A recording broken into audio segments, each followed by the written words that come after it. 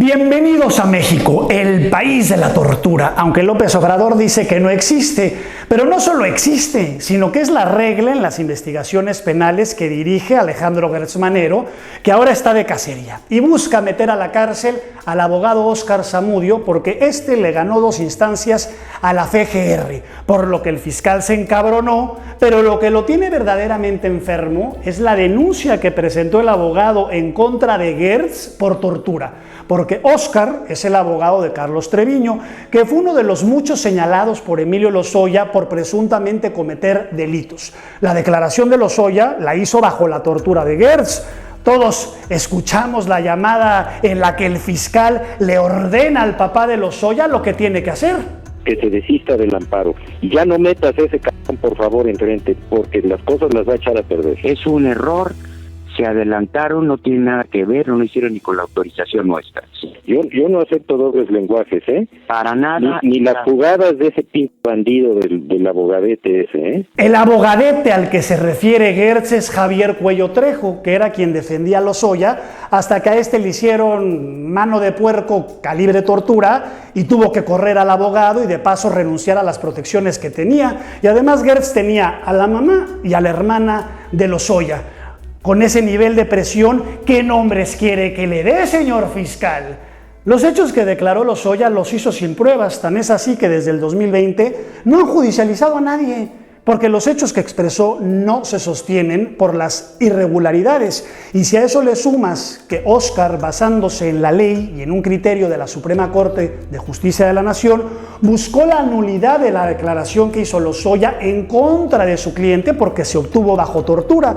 Así que Óscar presenta la investigación en la FGR que le contesta: ni madres, no vamos a investigar, y es más, lávate el hocico con cloro, cabrón, por hablar de Gertz. Pero Óscar persiste y logra que un juez obligue a la FGR a investigar su denuncia.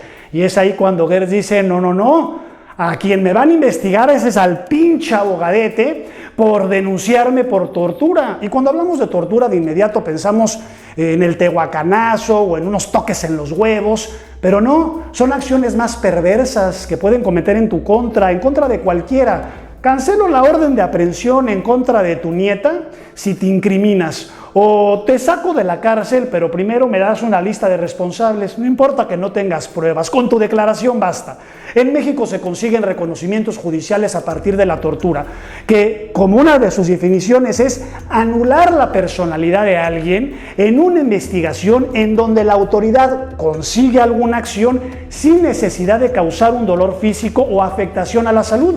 Por lo tanto, el gobierno mexicano tortura todos los días. Debemos denunciar este crimen y las autoridades tendrían que reconocerlo, pero Gertz sigue desacatando la orden que se le dio para abrir el Registro Nacional de Tortura. No lo hace porque, claro, se llenaría de denuncias de tortura en su contra y cómo se vería el México imaginario de López Obrador con un fiscal que de forma sistemática utiliza todos los recursos del país para torturar a quien se le dé la gana. Desde Alejandra Cuevas, presa, 528 días por un delito que inventó, o la orden para encarcelar a los científicos de Almoloya, que por cierto, Óscar se sumó a la defensa de forma pro bono, así que desde ahí Gertz le tiene coraje. La última línea de defensa que tenemos los ciudadanos contra el poder es un abogado, por lo que si detienen a Óscar este 8 de agosto o le meten cualquier tipo de sanción, le quitan la cédula, qué sé yo, el mensaje y el efecto no solo es para Óscar y para el gremio, sino para todos los ciudadanos que terminarán aplastados, porque ¿de qué sirve un abogado si la ley no existe? Y con esta realidad, la barra mexicana de abogados y su presidente callados.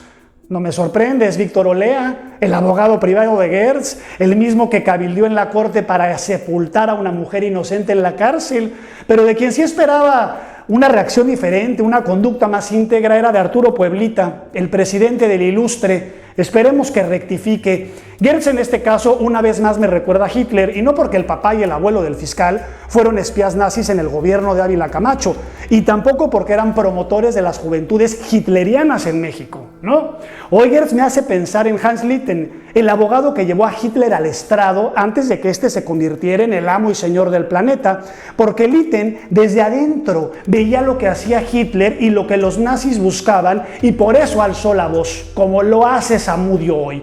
Hace unos días, López Obrador no solo defendió como siempre a Gertz Manero, sino que ahora, no sé si para tranquilizarlo o para asegurarle que seguirá siendo el rey, le reconoció al fiscal que también es el juez. Es una persona responsable, honesta, recta, un verdadero juez. Claro, señor presidente, Gertz es el verdadero juez, se lo llevo diciendo años, pero también es parte, policía, extorsionador, es el hoyo negro que gobierna México y que arrasa con todo a su paso, incluyendo la autoridad del presidente, porque López Obrador cada vez me recuerda más a Medvedev cuando Vladimir Putin lo puso como su marioneta mientras él regresaba al poder. A diferencia, López Obrador se va y no regresa, pero Gertz se queda con todos los gobernantes sometidos como sus esclavos.